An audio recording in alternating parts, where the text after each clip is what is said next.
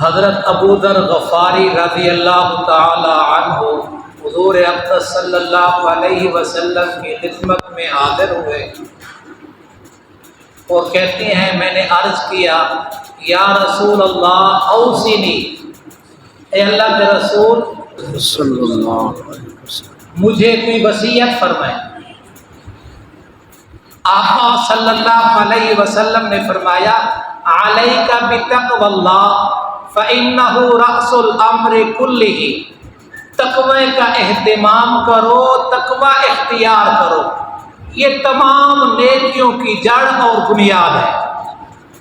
ابو ذر غفاری رضی اللہ تعالیٰ عنہ کہتے ہیں یا رسول اللہ زدنی، مجھے کچھ اور بتائیں، کچھ اور نصیحت فرمائیں۔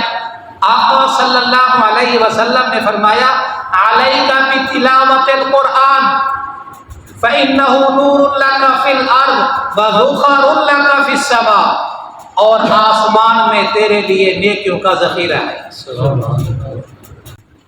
تقوی تمام دین کی اصل حقیقت اور بنیاد ہے۔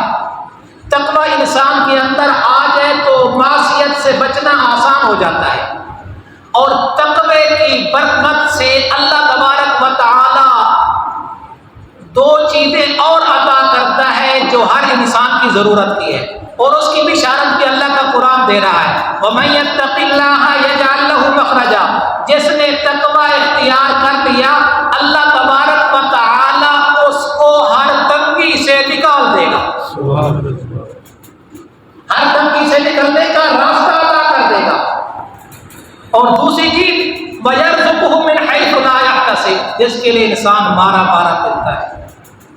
وَيَرْزُقْهُ مِنْ حَيْثُ لَا يَحْتَسِبُ، ایسی جگہ سے اللہ تعالیٰ اس کو روزی عطا کرے گا جہاں سے اس کا وہم و گمان بھی نہیں ہوگا۔ تو یہ تقوی کیسے پیدا ہوگا یہ بھی قرآن مجید بتاتا ہے۔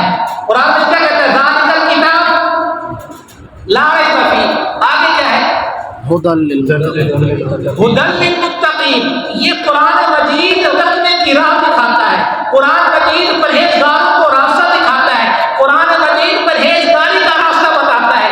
یہ کب بتائے گا جب قرآن مجید سمجھ میں پڑے گا، کیونکہ قرآن مجید کا درس ہے، اور الحمدللہ اس مسجد میں جس چیز کو امام صاحب نے زیادہ اہمیت کے ساتھ بیان کیا ہے وہ الحمدللہ مقتدیوں کے اندر حصہ بقدر جزء پائی جا رہی ہے۔ اب امام کی ذمہ داری ہے وہ جو اللہ اس کے رسول نے بیان کیا اس کو اتنا بیان کرے، اتنا بیان کرے کہ اگر امام صاحب 1000 دفعہ ایک چیز کو بیان کرے گا تب جا کے ہمارا دل تھوڑی سی حرکت کرے گا، کہے گا ہاں یہ بھی ہے۔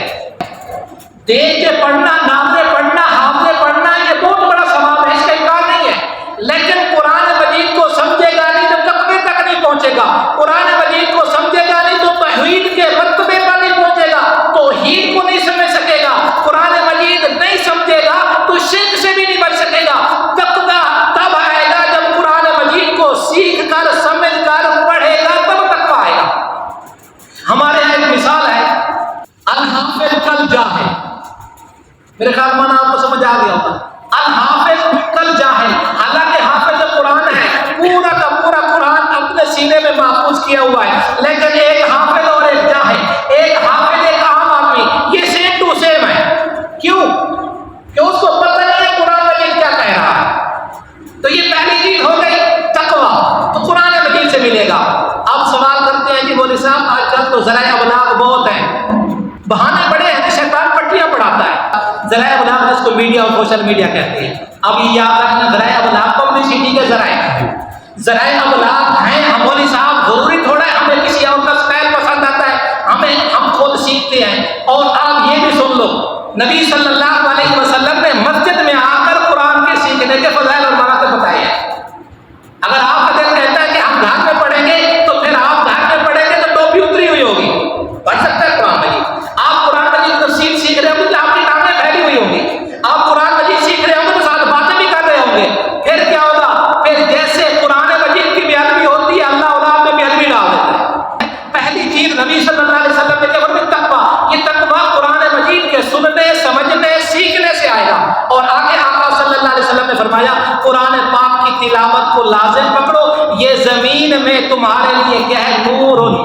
نور ہے، آخرت میں تمہارے لیے کیا ہے؟ ذخیرہ ہے، آخرت میں یہ ذخیرہ ہے۔ تو دعا ہے اللہ تبارک و تعالی قرآن سیکھ کر سمجھ کر عمل کرنے کی اور آگے دوسروں تک پہنچانے کی توفیق عطا فرمائے۔